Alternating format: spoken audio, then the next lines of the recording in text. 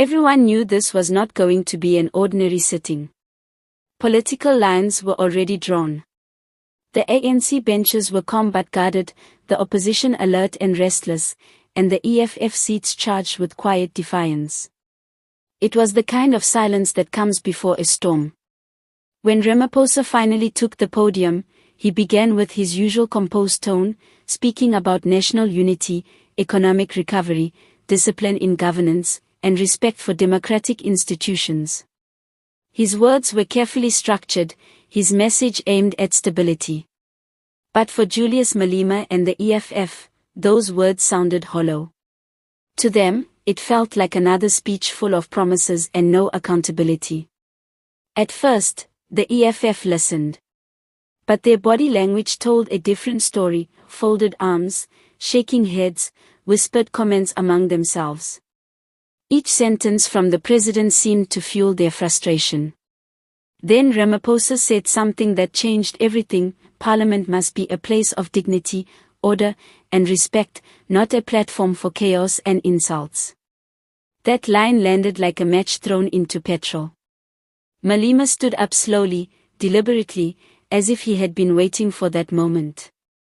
His voice cut through the chamber. "Mr. President, you talk about dignity, but where is your dignity when corruption is protected?"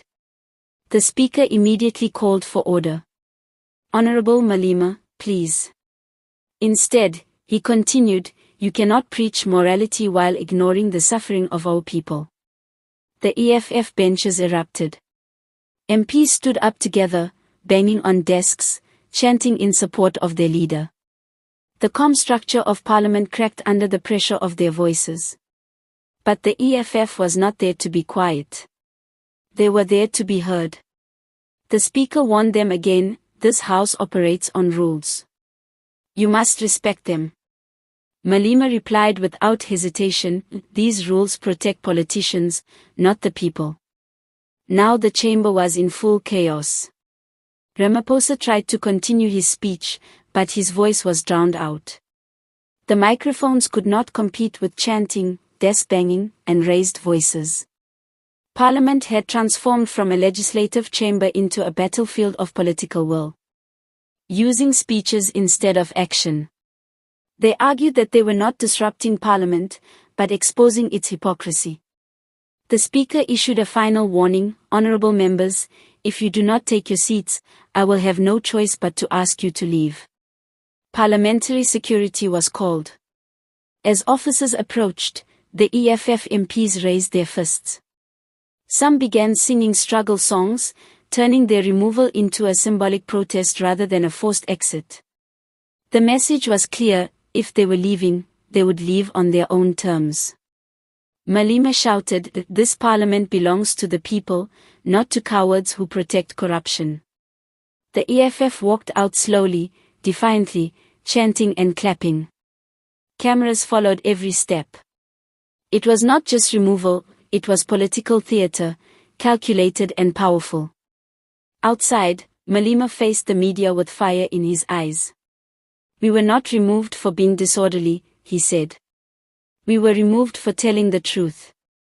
This parliament is scared of accountability. They fear the voice of the poor."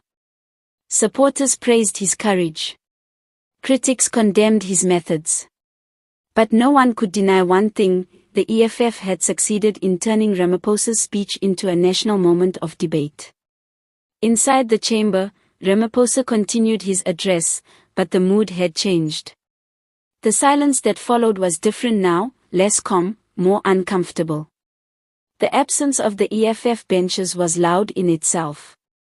The reason Malema and his members were sent out was not just disruption. It was deeper than that. They challenged authority openly. They refused to submit to parliamentary control. They transformed protest into confrontation.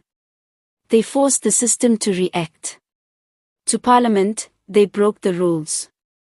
To their supporters, they broke the silence.